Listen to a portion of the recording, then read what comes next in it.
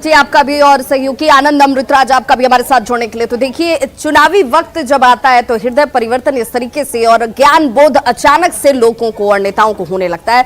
इसी की एक बानगी इस वक्त श्याम रजक के बयानों में आप देख सकते हैं। इधर आरजेडी से भी निकाले गए तीनों विधायक, महेश्वर हजारी की बात कर लीजिए, ऐसे में ये फहरिस्त 3 विधायकों की है। आपको महेश्वर यादव, फराज फातमी, प्रेमा चौधरी, ये वो 3 नाम चेहरों के साथ आपके टीवी स्क्रीन पर जो विधायक आरजेडी को छोड़कर एक बार फिर जेडीयू में शामिल होने वाले हैं। और ये माना जा रहा है कि एक मंत्री वर्सेस 3 विधायक, ये दिखाने की कोशिश है कि कोई किसी से कम नहीं है। अगर आप हमारे खेबे में सेंध लगाते हो तो हमारी कुवत भी है कि हम आपके विधायकों को तोड़कर अपने साथ ले आए। अपने इन तीनों विधायकों पर आरजेडी ने एक्शन लेते हुए 6 साल के लिए नए पार्टी से बाहर का रास्ता दिखा दिया है। दरअसल चुनावी साल है और सभी दल की ओर से ये सियासी चालें बेहद तेजी से चली जा रही हैं। एक तरफ जेडीयू ने श्याम रजक को बाहर का रास्ता दिखाया तो आरजेडी ने भी बगावती रुख अख्तियार करते हुए अब इन 3 विधायकों को बाहर का रास्ता दिखा दिया है। महेश्वर यादव, फराज फातमी और प्रेमा चौधरी पहले से ही नीतीश सरकार की तारीफ करने के साथ साथ आरजेडी नेतृत्व पर लगातार सवाल खड़े कर रहे थे, हमला बोल रहे थे। इनमें फराज फातमी के पिता और पूर्व केंद्रीय मंत्री अली अशरफ पहले ही आरजेडी छोड़ नीतीश कुमार की पार्टी में शामिल हो चुके हैं। तो प्रेमा चौधरी ने भी मानव श्रृंखला में शामिल होकर पहले ही ये संदेश दे दिया था कि वो किसके साथ जा सकती हैं। इन सभी नेताओं के आरजेडी छोड़ने के कयास पहले से ही लगाए जा रहे थे और चुनावी वक्त पास आते आते तस्वीर भी अब साफ होती हुई।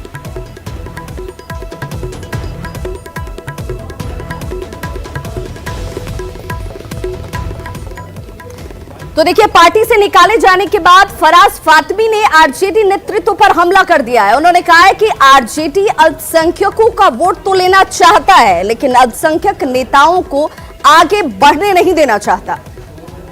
ये एक पूरी षड्यंत्र चल रही है पार्टी के अंदर। जो मुस्लिम लीडरशिप है उसको ये पार्टी क्रश करना चाहती है। आप देख लीजिए पिछले लोकसभा के चुनाव में क्या डिसिप्लिनरी एक्शन लिया, क्यों नहीं लिया इनके बेटे पे डिसिप्लिनरी एक्शन, जब कई जगह कैंडिडेट्स को खड़ा किया गया तो हम पे क्यों एक्शन लिया जा रहा है। और आप जैसे शकील साहब को टिकट नहीं होने देने का क्या मतलब है, फातमी साहब का टिकट काट देने का क्या मतलब है। इसका यही दर्शाता है कि ये लोग जो समझिए जिनको वोट लेना चाहते हैं, जिस समुदाय का, अल्पसंख्यक समुदाय का ये लोग वोट लेना चाहते हैं, लेकिन इनके लिए लीडर्स को ये क्रश करना चाहते हैं।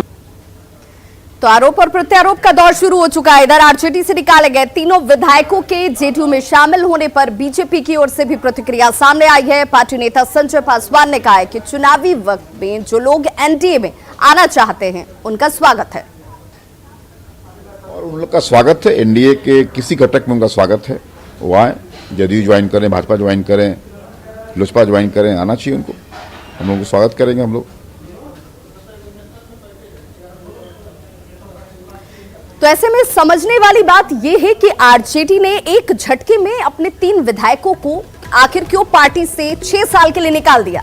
निकाले गए तीनों विधायक पार्टी से नाराज चल रहे थे। नीतीश सरकार की नीतियों की इनकी तरफ से लगातार तारीफ की जा रही थी। फराज के पिता अली अशरफ फातमी जेडीयू में शामिल हो चुके हैं।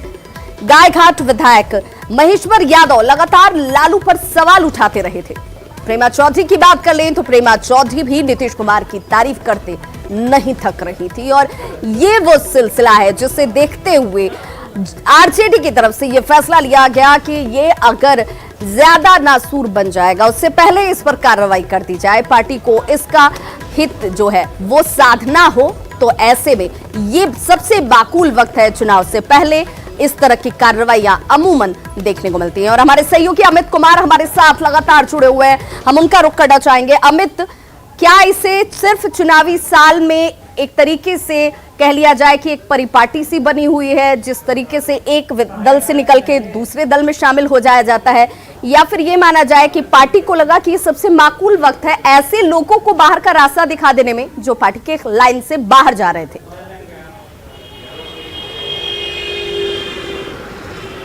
देखिए, बिल्कुल सबसे अहम बात यही रही कि आरजेडी ने इन तीनों विधायकों पे कार्रवाई करने में इतना वक्त क्यों लिया।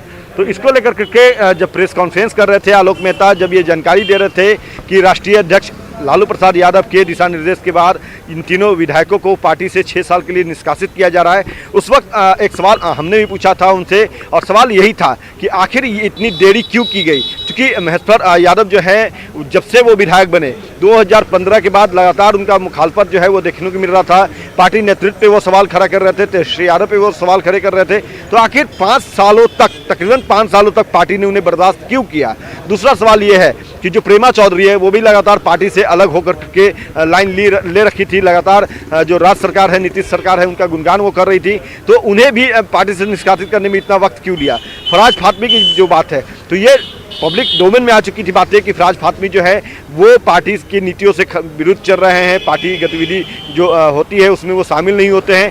तो इनको लेकर के भी इतनी देरी क्यों की गई। तो इस पर जो है आलोक मेहता और जगदानंद सिंह ने गोलमोल जवाब दिया। उन्होंने कहा कि ये फैसला पार्टी के शीर्ष नेतृत्व को लेना था, लालू प्रसाद यादव ने जब उचित समझा तब उन्होंने निर्णय लिया। लेकिन अंदर खाने की बात ये भी है कि ये तीनों विधायक जो है वो जेडीयू ज्वाइन करने वाले थे, और इसकी जानकारी जैसे ही आरजेडी के नेतृत्व को हुई, आरजेडी ने अपनी पार्टी की साख बचाने के लिए, अपनी पार्टी की इमेज बचाने के लिए इन तीनों को 6 साल के लिए पार्टी की सदस्यता से बाहर कर दिया, निष्कासित कर दिया। इस रूप में देखा जाए, इसका मतलब इस रूप में देखा जाए कि पार्टी ने ये संदेश दिया कि जो भी पार्टी लाइन से इतर जाकर बयान देगा या ऐसी गतिविधियों में शामिल रहेगा, पार्टी उनके ऊपर एक्शन लेगी, न कि वो पार्टी छोड़कर दूसरी पार्टी का दामन थामेंगे।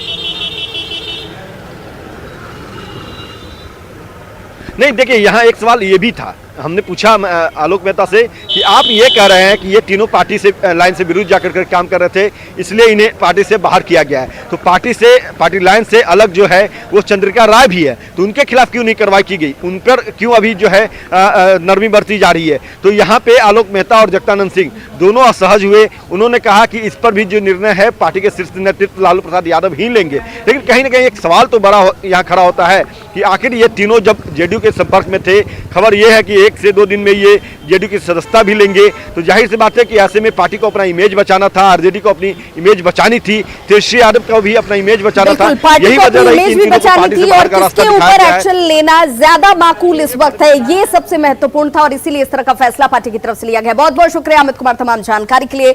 तो देखिए, वक्त की नजाकत, टाइमिंग बहुत मायने रखती है और चुनाव का वक्त है, और ऐसे में पार्टी की तरफ से इस तरह का फैसला लिया जाना, एक मैसेज भी दिया गया। हालांकि इस सवाल का जवाब वो झेप गए कि आखिर पार्टी लाइन से इतर चंद्रिका राय भी जा रहे हैं, इसके बावजूद उन पर कार्रवाई क्यों नहीं की जा रही, इसका जवाब उनके पास नहीं था।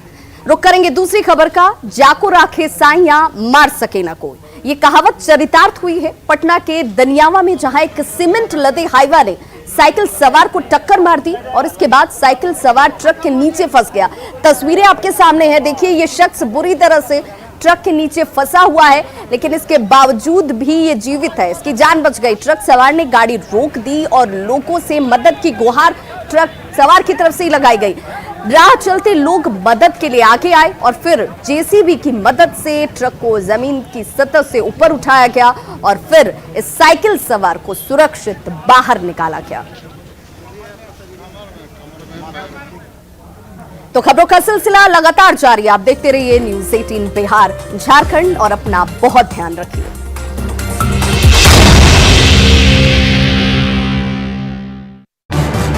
इस न्यूज के सह प्रायोजक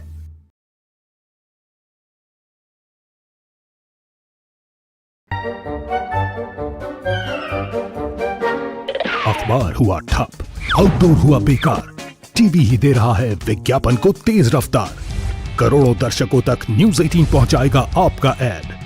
न्यूज 18 की टीम दमदार बनाएगी आपका ऐड शानदार। जल्दी कीजिए, कहीं छूट ना जाए ये सुनहरा मौका। हमें मेल करके उठा लीजिए बड़ा फायदा।